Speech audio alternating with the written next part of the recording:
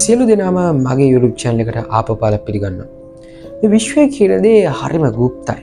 සමහරලාට දෘශ්‍යමාන.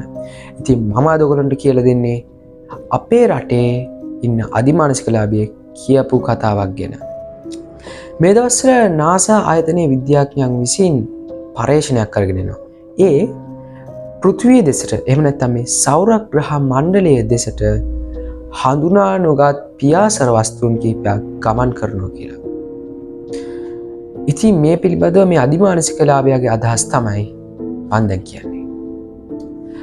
පසුගිය වසර 12 තුල ප්ලූටෝ ග්‍රහය ළඟ ඉඳලා පෘථුවියෙන් පිට ජීවින්ගේ යයි සැලකෙන පියාසර වස්තුවක් තිබිලා තියෙනවා.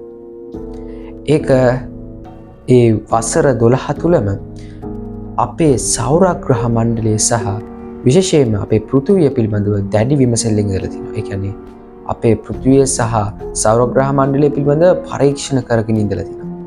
හැබැයි ගත වූ මාස කිහිපය තුල ඒගොල්ලෝ ඒ යානාව සක්‍රිය වෙලා මේ සෞර ග්‍රහ මණ්ඩලයේ දෙසට ගමන් කරන්න පටන් අරන්.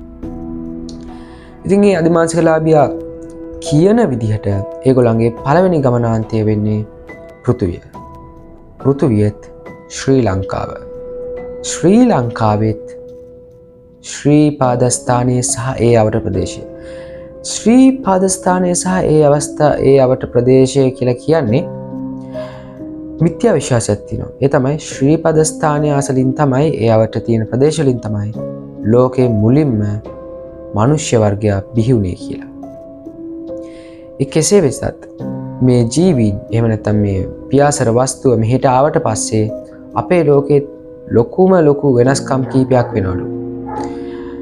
පළවෙනි දේ තමයි අපේ රට ගැන මේ ලෝකේ ඉන්න ගොඩක් කට්ටිය ගැන කතා කරනවා. ඒ කියන්නේ අපේ රට මේ ලෝකේ කීර්තිමත්ම රාජ්‍යයක් බවට පත් වෙනවා. දෙවෙනි දේ තමයි අපේ ලෝකේ ඉන්න මිනිස්සුන්ගේ ශාස්ත්‍රීය හැකියාව, ඒ කියන්නේ සාහිත්‍ය පිළිබඳ හැකියාව ඉහළ ලෙස ගොඩක් වේගයෙන් වර්ධනය වෙනවා. ඔයගොල්ලන්ට මේ ගැන හිතෙන දේ කමෙන්ට් එකකින් පහදන්න. තව විස්තර තියෙනවා. ඒවා පිළිබඳව ඊළඟ වීඩියෝස් වලදී මම කියලා දෙන්නම්. එතකන් සුබ දවසක්.